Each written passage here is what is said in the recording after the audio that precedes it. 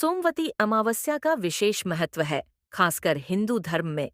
इसे विशेष रूप से पवित्र स्नान के लिए महत्वपूर्ण दिन माना जाता है। इस दिन की एक बहुत प्रसिद्ध कथा है जो इस दिन के महत्व को समझाती है।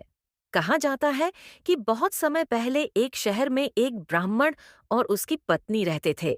वह दोनों बहुत ही पवित्र और ईमानदार लोग थे, लेकिन उनके पास कोई संतान नहीं थी। उन्होंने कई वर्षों तक संतान प्राप्ति के लिए कठिन तप किया, लेकिन परिणामस्वरूप उन्हें कोई संतान नहीं हुई। ब्राह्मण और उसकी पत्नी बहुत दुखी हो गए, क्योंकि वे एक संतान के बिना जीवन को अधूरा मानते थे। एक दिन ब्राह्मण और उसकी पत्नी किसी बड़े मुनि के पास गए और उनसे संतान प्राप्ति के उपाय के बारे में पूछा। मुनि ने उन्हें सोमवती अमावस्या के दिन व्रत करने और इस दिन उपवास करने की सलाह दी।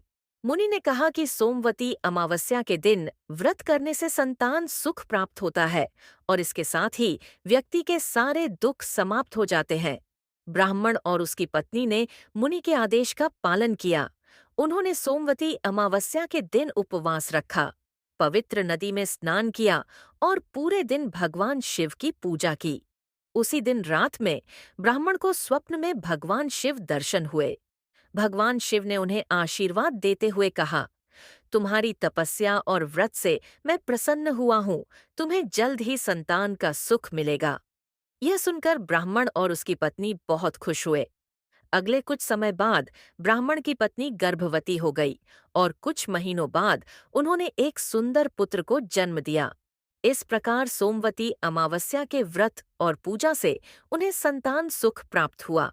यह कथा हमें यह सिखाती है कि अगर हम ईमानदारी से पूजा और व्रत करते हैं तो भगवान हमारी कठिनाइयों को दूर करते हैं और हमें हमारे मनोकामनाओं का फल देते हैं। सोमवती अमावस्या का व्रत न केवल संतान सुख के लिए, बल्कि हर प्रकार के दुखों से मुक्ति पाने के लिए भी बहुत फायदेमंद माना जाता है।